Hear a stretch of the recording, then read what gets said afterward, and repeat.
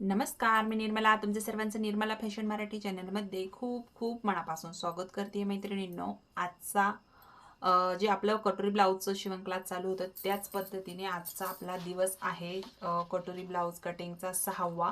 तर मी मध्ये मध्ये थोडेसे डिझाईनचे व्हिडिओ टाकले, तर आपण पुन्हा 34 साईजचं कटिंग स्टार्टिंग करणार आहोत. आणि चला तर मग आपण व्हिडिओला सुरुवात करू.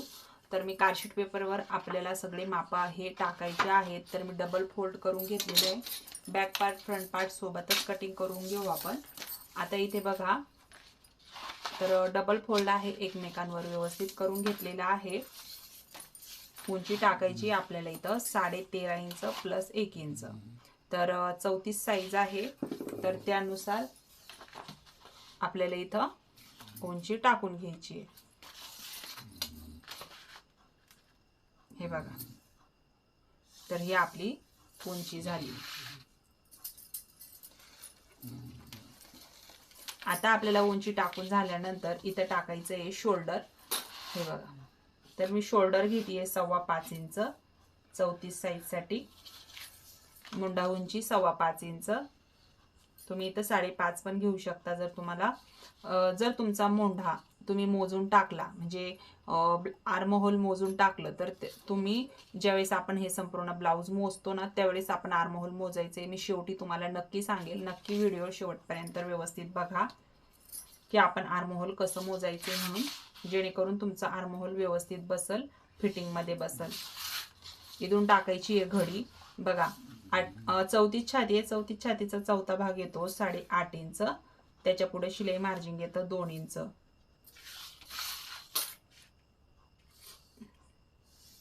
अशा पद्धतीने आता इथून सरळ लाईन आखून घेऊ आपण.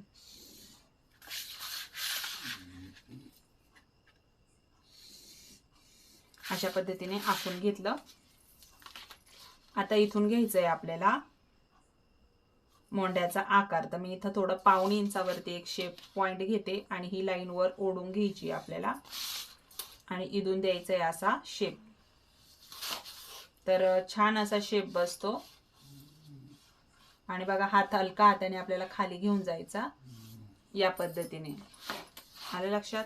आता ह्याच ठिकाणी आपण फ्रंटचंही काय करू, फ्रंट पार्टचाही मोंढ्याचा आकार लगेच देऊन घेऊ. बघा, ही जी आपली आतली लाईन आहे ना, इथूनच आतमधला शेप इथं जोडून देऊ आपण.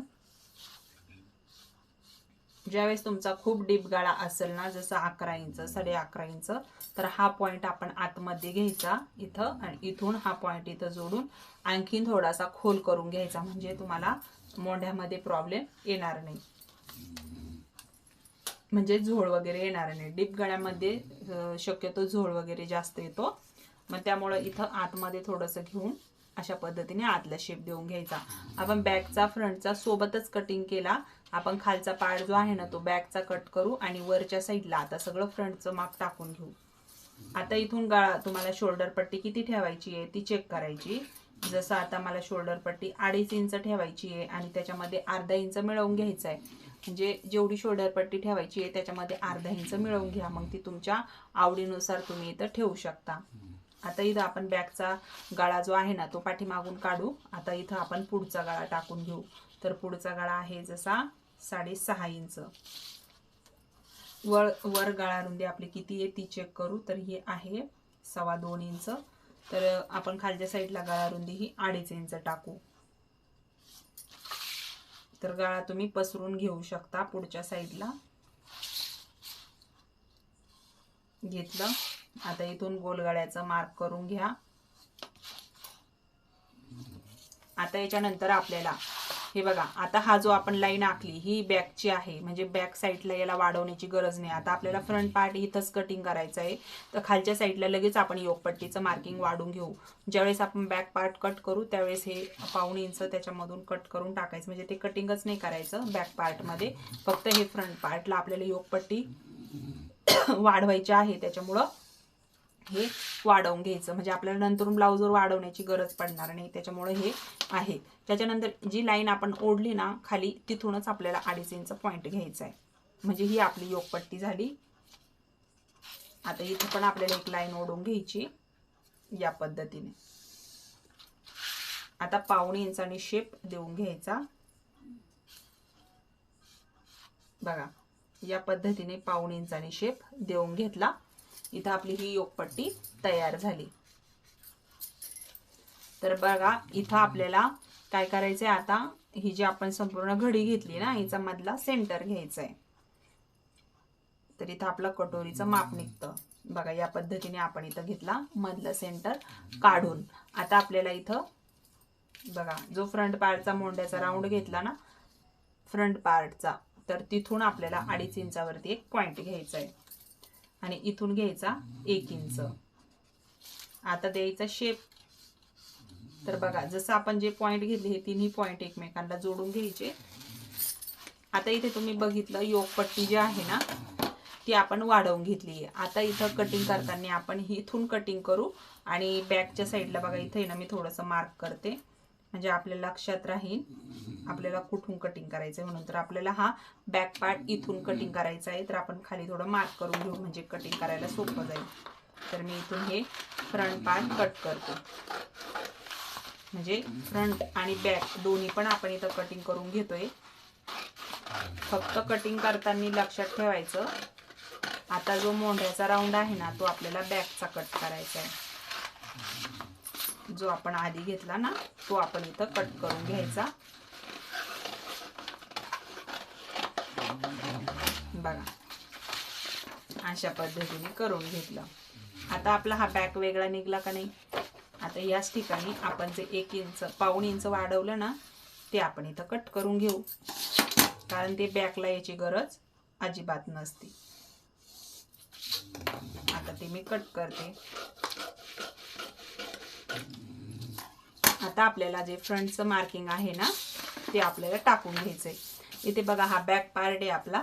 बॅक पार्टवर अशा पद्धतीने जेवढी गळारुंदी निघली तेवढी घ्यायची. तर जसं आता 3 इंच आहे, आपण 2.5 इंच प्लस अर्धा इंच घेतलेलं. त्याच्यानंतर आवडीनुसार गळा, बघा आवडीनुसार गळा घ्यायचा आहे. 2.5 इंच खालच्या साईडनी गळारुंदी ओपन ठेवली आणि या पद्धतीने बॉक्स काढून घेतला. बघा कोणताही गळा घ्या, गोल घ्या किंवा डिझाईन घ्या, कोणताही गळा तुम्ही इथं घेऊ शकता.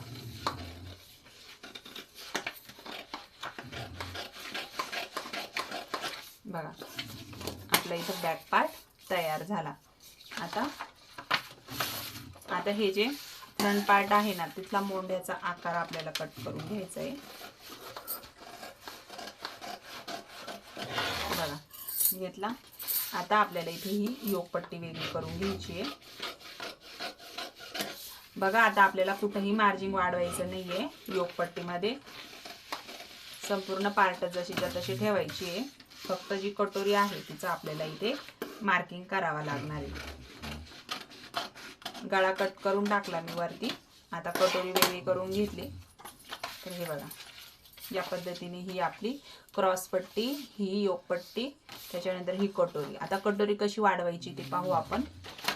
बॅक पार्टमध्ये काहीच करायचं नाही, ह्या पार्टमध्ये काहीच करायचं नाही आणि ह्या पार्टलाही काहीच करायचं नाही. आता जी कटोरी आहे ना ती वाढवून घेऊ. त्याच्यासाठी आपल्याला एक वेगळा पेपर घ्यायचा. तर मी आता हाच पेपर बघा या पद्धतीने ठेवते. आता आपल्याला जिथं जागा भेटेल तिथं या पद्धतीने वाढवायची आहे. तर मग ती या पेपरवरती मी अशा पद्धतीने ठेवून घेतलं. हे बघा आणि जशीच्या तशी आता ही आखून घ्यायची आपल्याला.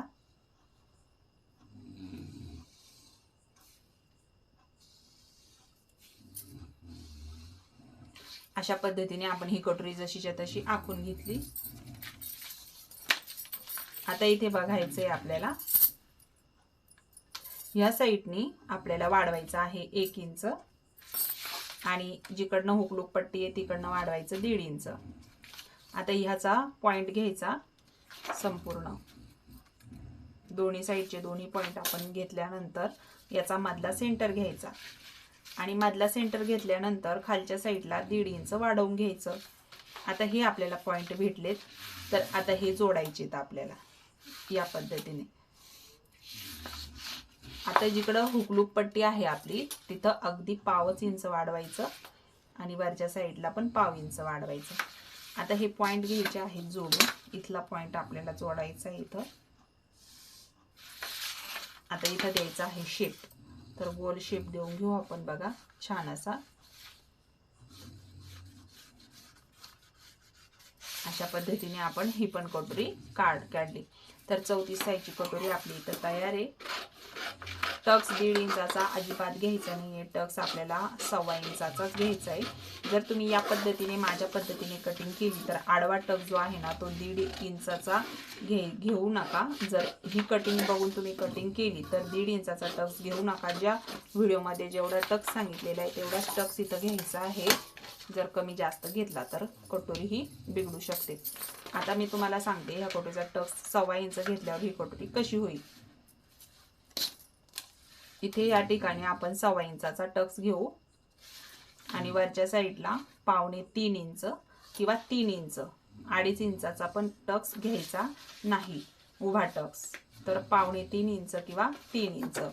तर इथं तुमची कटोरी या पद्धतीने तयार होणार आहे आणि ती खूप सुंदर अशी दिसणार आहे आणि बसणार सुद्धा आहे. तर आपली ही कटोरी तयार आहे बघा. संपूर्ण पॅटर्न आपण इथं तयार करून घेतलं. तर तुम्हाला व्हिडिओ कसा वाटला कमेंट करून सांगा. आवडला असेल तर लाईक करा आणि चॅनलवर नवीन असाल तर सबस्क्राईब करा. तर भेटू अशाच एका नवीन व्हिडिओमध्ये. तोपर्यंत सर्वांना श्री स्वामी समर्थ. तोपर्यंत मस्त अशी ब्लाऊज कटिंग करा, मस्त अशी ब्लाऊज स्टिचिंग करा आणि छान छान कमेंट करून नक्की सांगा तुम्हाला व्हिडिओ कसे वाटले म्हणून. आणि त्याचबरोबर सगळ्यात महत्त्वाचं तुम्हाला ब्लाऊज कसे बसतात कमेंट करून नक्की सांगा. तर चला भेटू नेक्स्ट व्हिडिओमध्ये. तोपर्यंत श्री स्वामी समर्थ.